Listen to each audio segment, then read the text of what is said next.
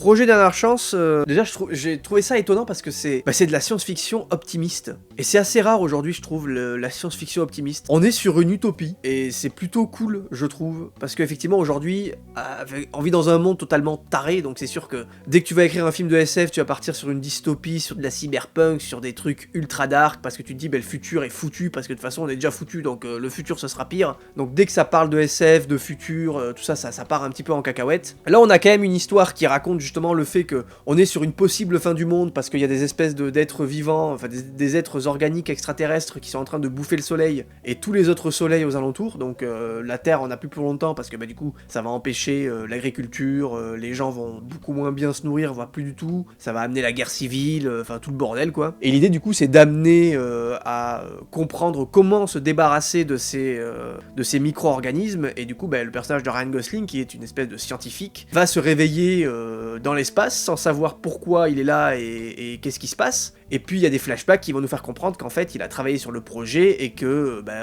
on va dire de péripétie en péripétie, il va se retrouver contre son gré, amené à être le seul astronaute disponible pour cette mission. En tout cas il y en a 3, mais enfin vous verrez. Et du coup il va tenter du coup à l'aide d'un compagnon un peu spécial de sauver le monde, en tout cas de trouver un moyen de sauver le monde. Le film est ultra optimiste je trouve, et on a vraiment un film feel good quoi, ce qui est je trouve hyper rare pour un film de SF effectivement.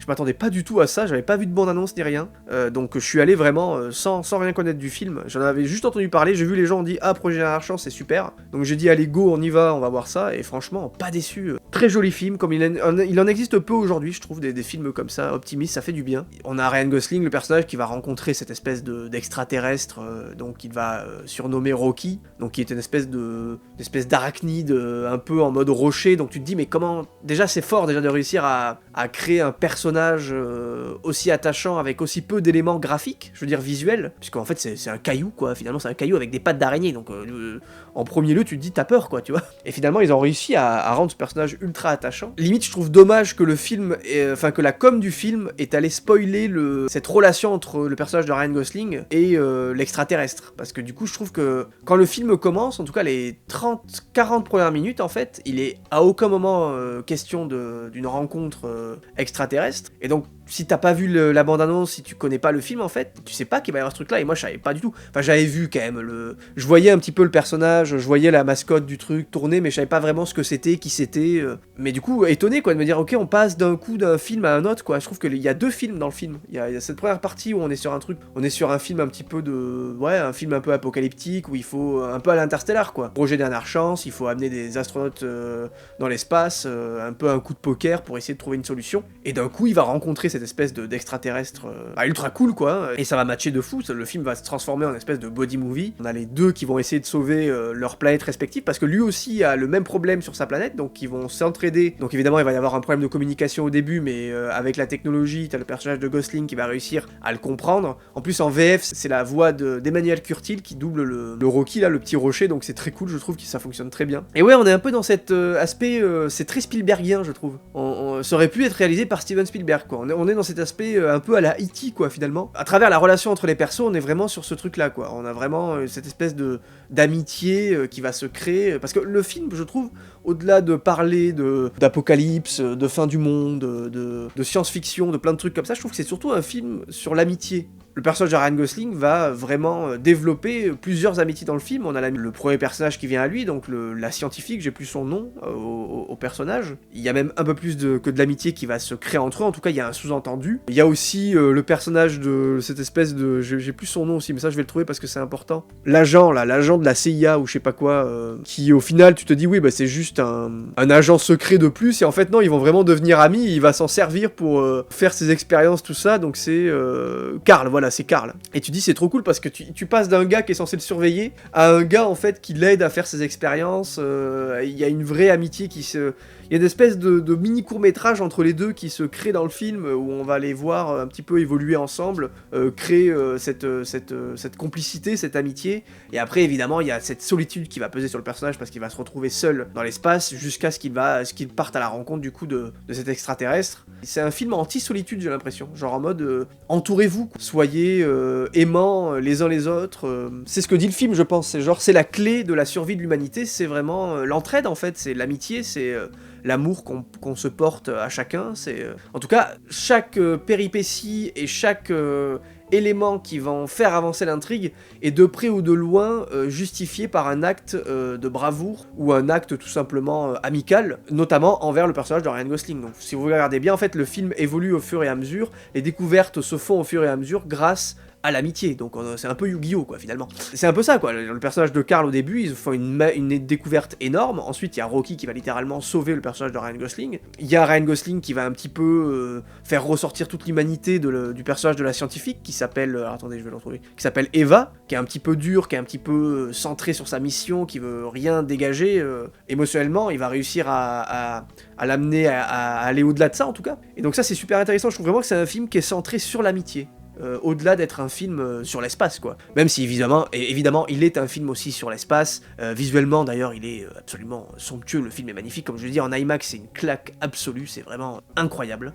Ça coûte cher, l'IMAX, hein, mais vraiment, sur des films comme ça vaut vraiment le coup. Surtout qu'il y a vraiment des plans IMAX. Hein, il y a des plans qui prennent tout l'écran, donc des plans en format IMAX. On est un peu... Parfois, ça me fait beaucoup penser à Interstellar, sur certaines scènes d'action, notamment. On sent vraiment qu'il y a une inspiration Interstellar, je trouve. Même si, évidemment, Interstellar n'a rien inventé, mais en termes de tension, de musicalité, de mise en scène, de rapidité des plans, tout ça, on est beaucoup sur les scènes d'Interstellar, en tout cas sur les scènes d'action, je veux dire, voilà, vous voyez la scène que vous voyez sur l'affiche, là, la petite scène en bas, voilà, là on est vraiment sur avec la planète, cette espèce de planète verte, là, qui est absolument magnifique, là on est vraiment sur une scène qui rappelle beaucoup l'espèce de scène où il s'amarre, là, dans Interstellar, où ça tourne comme ça avec la musique d'Hans Zimmer, on est un peu sur ce truc-là, je trouve, ça m'a beaucoup rappelé ce truc-là, alors que à l'inverse, ça va rappeler ce truc-là, mais contrairement à Interstellar, là on va être sur du quasi huis clos sur cette scène. Donc ils vont réussir à amener cette tension, comment dire, ouais, cette rapidité d'exécution, mais tout en étant enfermé dans le vaisseau. Donc c'est quand même assez intéressant, je trouve. Ils ont réussi à nous faire chialer pour un caillou. Ah ouais, non mais tout à fait. C'est ça qui est fort en fait, c'est que c'est pour ça que je dis qu'en fait il y a vraiment un aspect très Spielbergien, je trouve, de dire on va prendre un truc un peu moche entre guillemets, un peu comme E.T. quoi, qui ressemble un peu à rien, qui est une espèce de boule bizarre, un truc qui ressemble à rien quoi, et en faire en fait un élément hyper attachant du film où en fait à la fin on a tous envie d'avoir un caillou de compagnie quoi, c'est très étrange quoi. D'ailleurs le design de Rocky est à la fois, je veux dire, il est fascinant ce design, parce qu'on est sur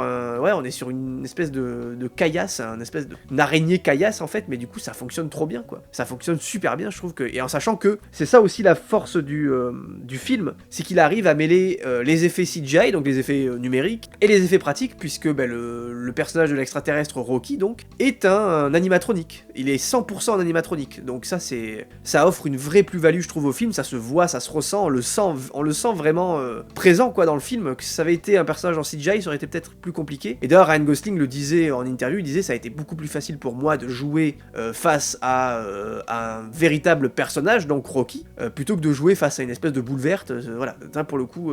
Et évidemment la planète qui va appeler la planète Adrian, ça c'est très bien vu. Ça m'a un peu fait tiquer cette espèce de ref à Rocky, je fais mais qu'est-ce qu'ils ont avec Rocky, c'est trop bizarre. Alors dire qu'il l'appelle Rocky, je sais c'est pas mal, il l'appelle Rocky par rapport au rocher, et après je suis dit, ça m'a fait penser à Rocky évidemment, mais dès qu'il appelle la planète Adrian, j'ai ok d'accord, j'ai compris effectivement, ils doivent être très fans de Rocky du coup, mais non mais franchement top, vraiment Ryan Gosling fabuleux d'ailleurs, hein. Je trouve que Ryan Gosling c'est vraiment un acteur qui a un capital sympathie incroyable, et c'était pas gagné parce qu'au début de sa carrière les gens disaient ouais mais Ryan Gosling il est monotone, il a pas d'expression, il sait pas jouer, parce qu'il enchaînait en fait les rôles très robotiques quoi, vraiment très carrés, axés genre Drive, Blade Runner 2049, tout ça, et finalement il s'est complètement dévoilé. Des films comme il y a quoi comme film où vraiment il est dans le secondaire, il y a Barbie évidemment, dans Barbie il est fabuleux, déjà dans La La Land il commence un peu à se lâcher je trouve, dans La La Land il dégage vraiment en fait il dégage ce côté arrogant, je trouve qu'il lui va trop bien, genre mais tu sais arrogant un peu con, genre un peu parisien, tu sais, ça fonctionne très bien je trouve.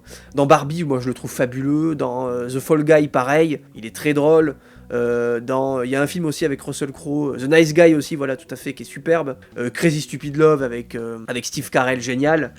Et Projet Dernière Chance, je trouve qu'il amène un aspect comique qui est ultra bienvenu et qui est vraiment juste, quoi. Il est vraiment juste dans son jeu comique, parce qu'il est à la fois drôle et à la fois, en fait, il joue un peu le nerd, quoi. C'est un peu le scientifique maladroit, et il le fait hyper bien, alors que tu pourrais dire justement, le Ryan Gosling, c'est le beau gosse par excellence. Ça pourrait ne pas fonctionner, mais ça fonctionne hyper bien. Il est vraiment très attachant du coup dans le film. Ce qui est fort, c'est je trouve qu'il va amener justement un comique visuel, je veux dire, dans ses expressions faciales, dans sa gestuelle. C'est là qu'il va être le plus drôle, je trouve. Et c'est marrant, c'est paradoxal de se dire ça parce que effectivement, comme je disais au début de sa carrière, les gens le trouvaient monotone, un peu plat, un peu fade. Et finalement, aujourd'hui, on se rend compte qu'en fait, toute sa force réside dans sa gestuelle comique. Et effectivement, deuxième fois qu'il va dans l'espace, puisqu'il a aussi joué dans First Man, du coup, de Damien Chazelle, qui raconte du coup l'histoire de Neil Armstrong. Faut pas que je confonde avec le joueur de saxophone. Ouais, Neil Armstrong, c'est ça.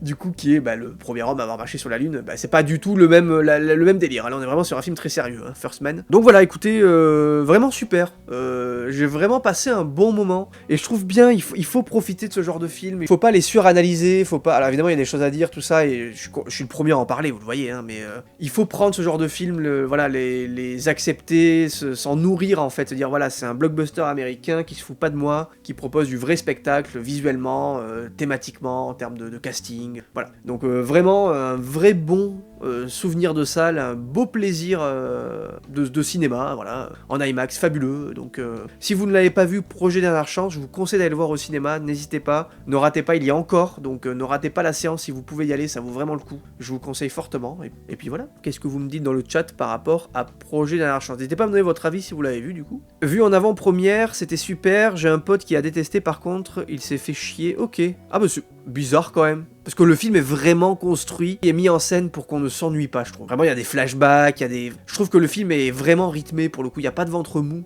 Donc c'est étrange, après, il y a les goûts et les couleurs, hein, bien évidemment, mais...